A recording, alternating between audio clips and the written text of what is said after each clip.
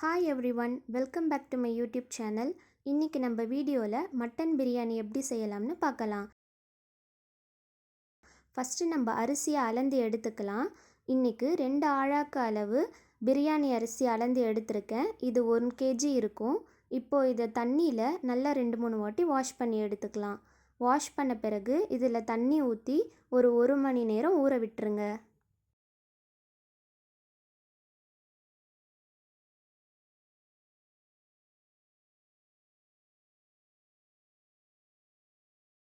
மட்டனை நல்லா வாஷ் பண்ணி எடுத்துக்கோங்க. இப்போ இதில் 1 டேபிள் ஸ்பூன் அளவுக்கு இஞ்சி பூண்டு பேஸ்ட், 1 ஸ்பூன் மஞ்சள் தூள், 1 டேபிள் ஸ்பூன் மிளகாய் தூள், கொஞ்சமாக உப்பு சேர்த்துக்கோங்க. சேர்த்துட்டு தண்ணி ஊற்றி இது எல்லாத்தையும் நல்லா மிக்ஸ் பண்ணி விட்டுக்கோங்க.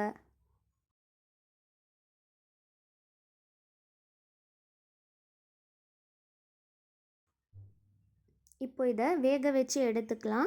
5 இல்லைனா 6 விசில் விட்டு எடுத்துக்கோங்க.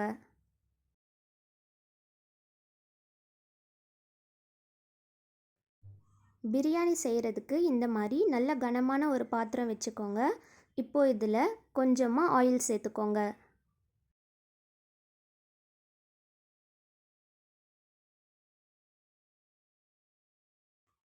2 டேபிள் ஸ்பூன் அளவுக்கு நெய் சேர்த்துக்கோங்க.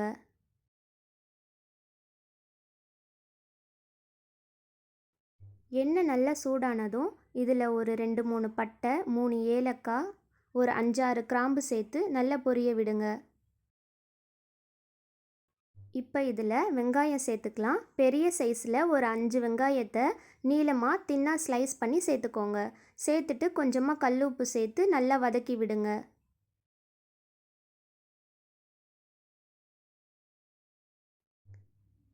இப்போ இதில் ஒரு 5 பச்சை மிளகாய் சேர்த்து இதையும் நல்லா வதக்கி விடுங்க.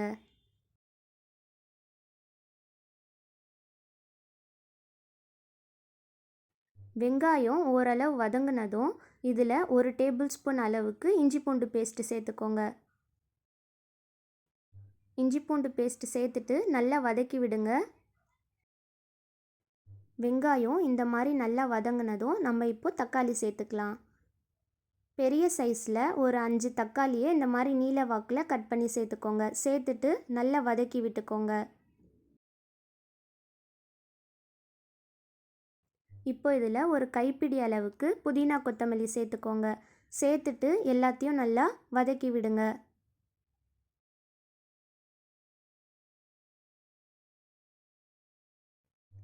புதினா கொத்தமல்லி நல்லா வதங்கினதும் இதில் 1 ஸ்பூன் மஞ்சள் தூள், 1 டேபிள் ஸ்பூன் மிளகாய் தூள், 1 டேபிள் ஸ்பூன் காஷ்மீரி மிளகாய் தூள் சேர்த்து எல்லாத்தையும் நல்லா வதக்கி விட்டுருங்க.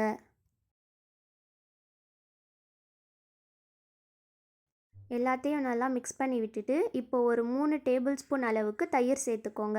புளிப்பு இல்லாத கெட்டியான தயிர் சேர்த்து நல்லா வதக்கி விடுங்க.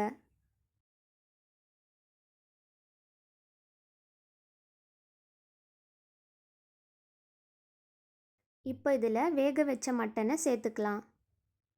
தண்ணியோடு இதை அப்படியே சேர்க்காம வெறும் மட்டனை மட்டும் எடுத்து சேர்த்துக்கோங்க. ஏன்னா தண்ணி நம்ம அளந்து தான் சேர்க்கணும்.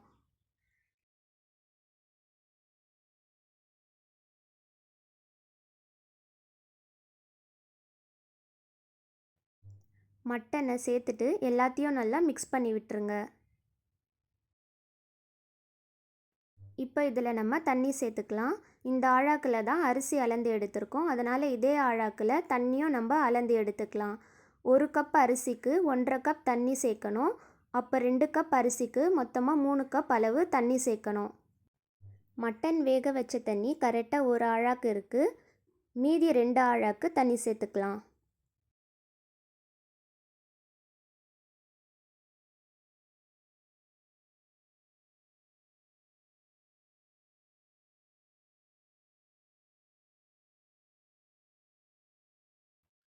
இப்போ இந்த தண்ணியை இதில் ஊற்றி எல்லாத்தையும் நல்லா மிக்ஸ் பண்ணி விட்டுக்கோங்க.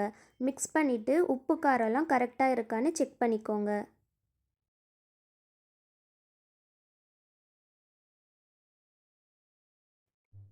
இப்போது இதில் ஒரு லெமனை பிழிஞ்சு சேர்த்துக்கலாம். லெமன் சேர்த்த பிறகு இதை எல்லாத்தையும் நல்லா மிக்ஸ் பண்ணி விட்டுக்கோங்க. மிக்ஸ் பண்ணிவிட்டு ஒரு மூடி போட்டு மூடி விட்டுருங்க. இது நல்லா கொதி வந்த பிறகு நம்ம இதில் அரிசி சேர்க்கணும். பக்கத்தில் இன்னொரு ஸ்டவ்வில் தம் போடுறதுக்காக தண்ணி சூடு பண்ணி எடுத்துக்கோங்க. இப்போ இது நல்லா கொதி வந்துருச்சு. இதில் நம்ம ஊற வச்ச அரிசியை சேர்த்துக்கலாம்.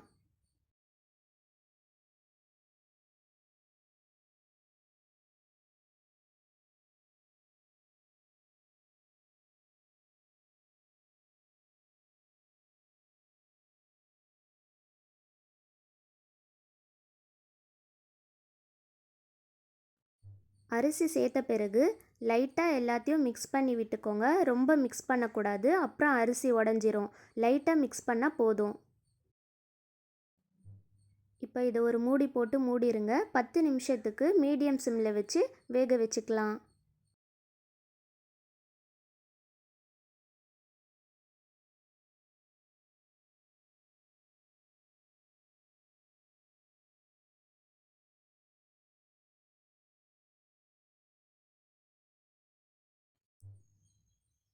தம் போடுறதுக்கான தண்ணி நல்லா சூடாயிருச்சு. இது ஒரு கொதி வந்ததும் இதை ஆஃப் பண்ணி விட்டுருங்க. இப்போது 10 நிமிஷம் ஆயிடுச்சு. நம்ம திறந்து பார்க்கலாம். அரிசி நல்லா வெந்துருச்சு. சுத்தமாக தண்ணி இல்லை. இப்போ இதை தம் போட்டுடலாம்.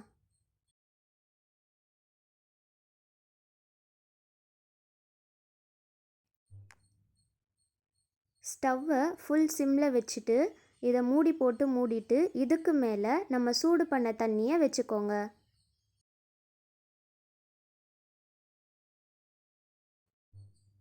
ஸ்டவ்வை ஃபுல் சிம்மில் தான் வைக்கணும். ஃபுல் சிம்மில் வச்சு ஒரு 20 நிமிஷத்துக்கு தம் போட்டு எடுத்துக்கோங்க.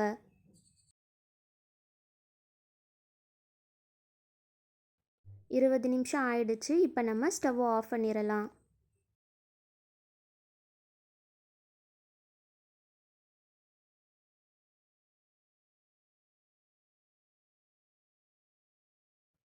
அவ்வளோதான், பிரியாணி ரெடி ஆயிருச்சு. இப்போ இதை அடியிலேருந்து எல்லாமே ஒன்று சேர மிக்ஸ் பண்ணி விட்டுக்கோங்க.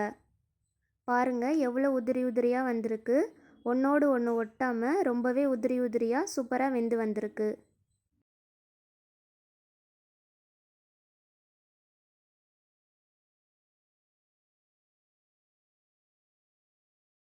நீங்களும் கண்டிப்பாக இதை ட்ரை பண்ணி பாருங்கள். ரொம்பவே டேஸ்டியாகவும் சூப்பராகவும் இருக்கும். இதுக்குன்னு தனியாக பிரியாணி மசாலா சேர்க்கணும் அப்படின்லாம் எதுவுமே கிடையாது. தண்ணி கரெக்டான அளவு, மசாலா கரெக்டான அளவு சேர்த்தாலே பிரியாணி ரொம்ப சூப்பராக உதிரி உதிரியாக குழையாமல் வரும். நீங்களும் ட்ரை பண்ணி பார்த்துட்டு கண்டிப்பாக எப்படி இருக்குன்னு கமெண்ட்டில் சொல்லுங்கள். இந்த வீடியோ உங்களுக்கு பிடிச்சிருந்தா லைக் பண்ணுங்கள், ஷேர் பண்ணுங்கள். மறக்காமல் என்னோட சேனலை சப்ஸ்கிரைப் பண்ணுங்கள். தேங்க்ஸ் ஃபார் வாட்சிங்.